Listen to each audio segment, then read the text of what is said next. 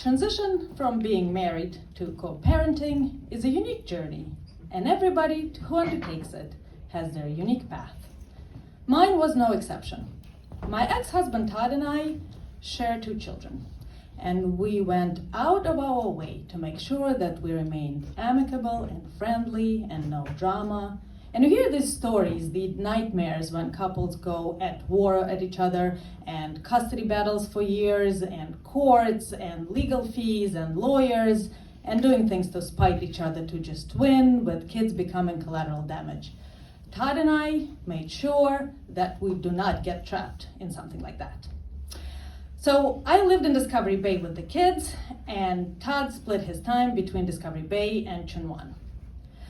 We talked about everything around the kids. We spent time together as a family to the extent possible. We talked about doctor's appointments and school and homework and play dates. Spent time together as a family. And when our son turned 12, we got him an iPhone for his birthday. His very first phone. More importantly, his very first phone number.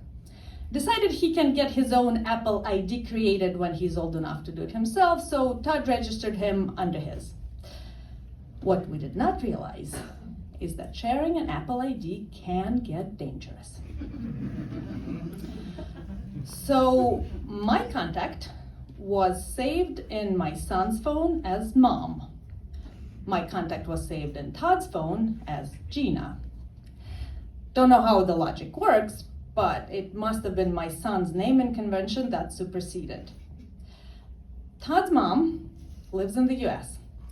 They communicate regularly enough, keep in touch, maybe not every week, but just how's everybody doing type of thing. So one night, I sent him a message. Do you plan to be in Discovery Bay on Saturday?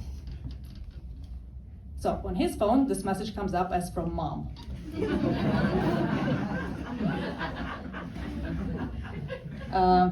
Don't know yet. Why? And I'm thinking, a bit of an edgy response there. Why? Why not? Maybe I'm just a bit too sensitive. Don't think too much of it, just explain.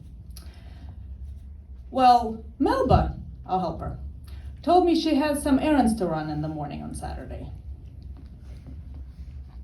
Melba is telling you about her plans?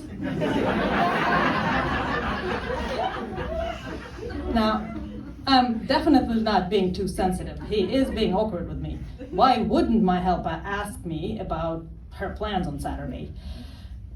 Maybe he's having a rough day. Do not get engaged into an argument. Just explain nicely. Well, I have a hair appointment on Saturday.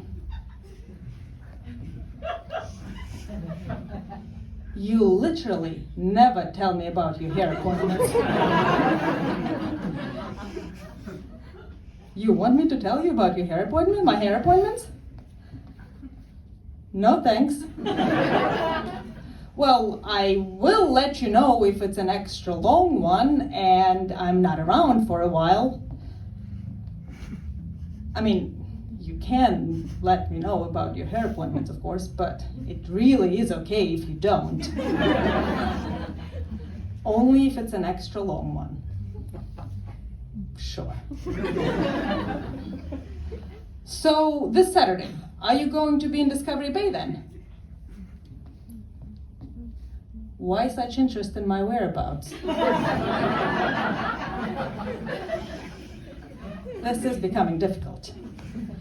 And we were in this new transition stage, and we were still trying to figure out new ways of being around each other and communicating with each other.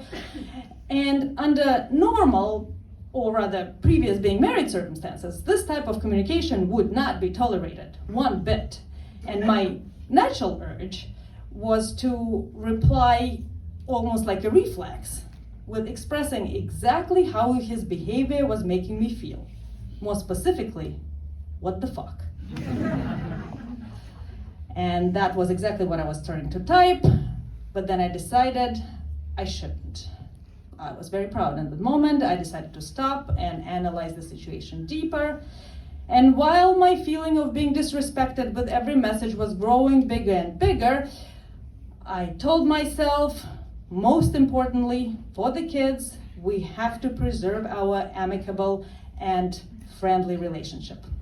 So instead I said, well, if you are not in Discovery Bay and I'm at the hair appointment, then nobody is with the kids because Melba is busy. Don't worry about it.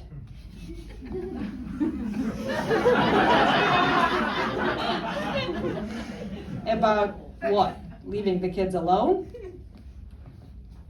I will make sure they're not alone. Oh, so you're coming to Discovery Bay then? I don't know yet. Right. Just breathe. Take a breath. Now, the easiest way would have been to call Todd. But at that moment, I knew that if I did, there was going to be no holding back. What the actual fuck?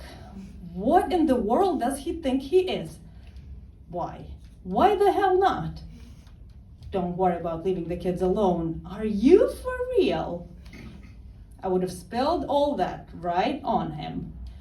And all that effort to not rip each other's heads off would have been gone just like that, as soon as the first what the fuck leaves my lips. No, I could not let that happen. So as I was continuing to type, Todd finally called. Oh, it's you. I thought it was my mom.